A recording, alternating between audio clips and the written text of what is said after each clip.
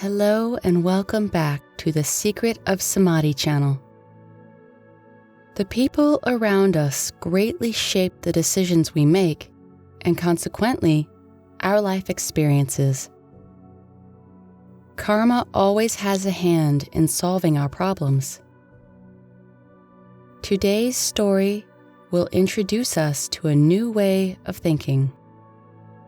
A man named Fang, who lived in the Qi Kingdom and was poor and without good prospects, set out to find work to make a living when states around the world were at war over regions and riches. He reasoned that going to the opulent Duke Meng's palace in search of his friend, who worked for the ruler, was an opportunity he couldn't afford to miss.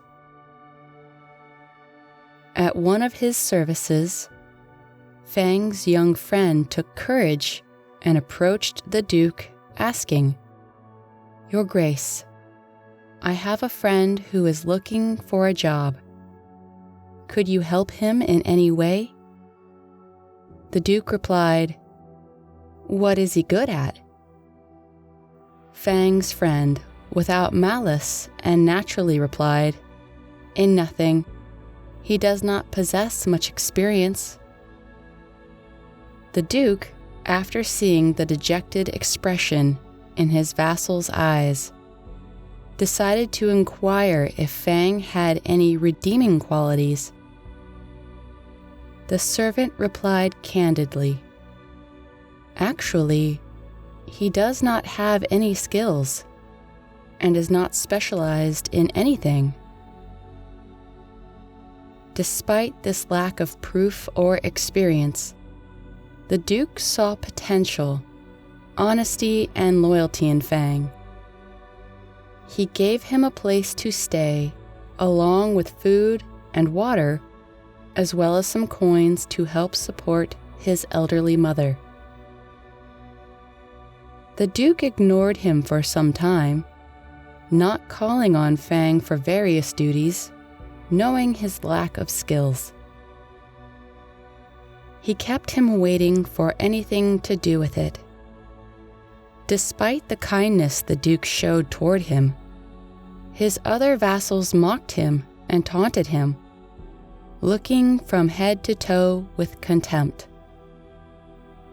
A guard posted a paper at the palace's entrance one day.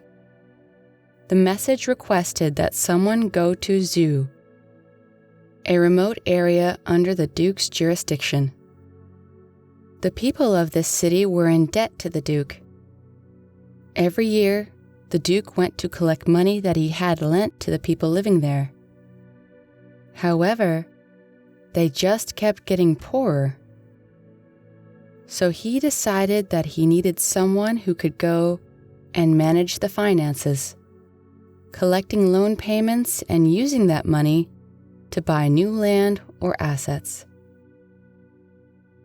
Fang believed he was capable of handling the task and raised his hand to volunteer.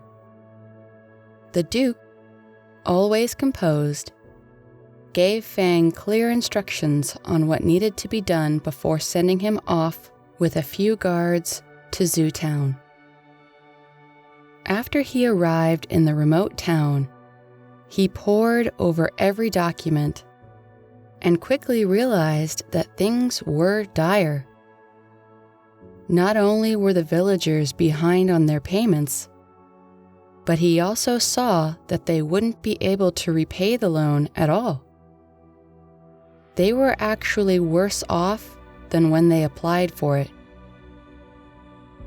Dang Dai wanted to destroy the account book after considering what the Duke lacked.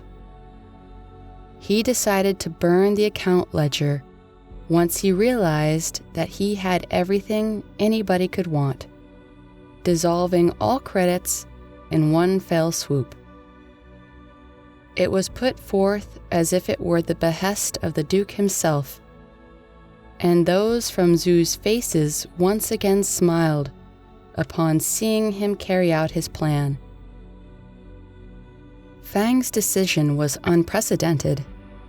and the people rewarded him with praise and blessings. He hasted back to the palace, where he was met with questions from an impatient duke who wanted to know what new power Fang had brought him. When he saw him return empty-handed, the emperor asked, "Why did you come back empty-handed? Didn't you find anything for me to buy?" Fang was somewhat shaken and said, "Your Majesty, you instructed me to look around and see what could be lacking here in the palace or for you. However, I noticed that you possess a variety of jewelry, horses, concubines. All you lacked was righteousness. As a result, I decided to cancel all debts. They now feel immense gratitude in the village and acclaim your name because of my decision." The Duke was enraged to hear this, and even though he did not need the money Fang was supposed to collect, the servant's actions still deeply upset him.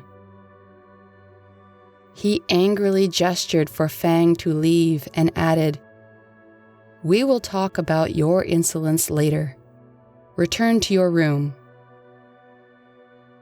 Months passed, and the Duke did not contact Fang.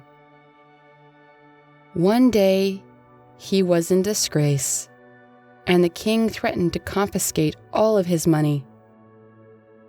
This meant there was only one thing left to do: make the Duke an easy target for his enemies. Now his entire family was at risk as well. He was grateful to Fang for having reminded him of the Jewish town, which owed him and his family a debt of gratitude for clearing his debt months earlier. In desperation, he agreed to Fang's plan of arranging a group of guards during the night who would protect the Duke and his family as they traveled to the city. Being just implies not only being correct, but also doing the appropriate thing in the proper way and for the right reasons.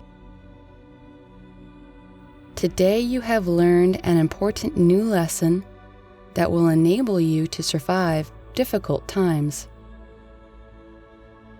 Righteousness does not require any special skills or gifts, but it must be practiced every day. It should become a way of life, as only then you will achieve good karma. We have arrived at the end of our journey, but I'd like to remind you that by subscribing to the channel, you will always be kept up to date on new life lessons.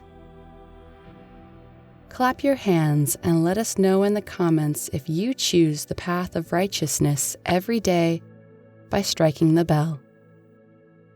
See you in the next video. Namaste. Buddha blesses you.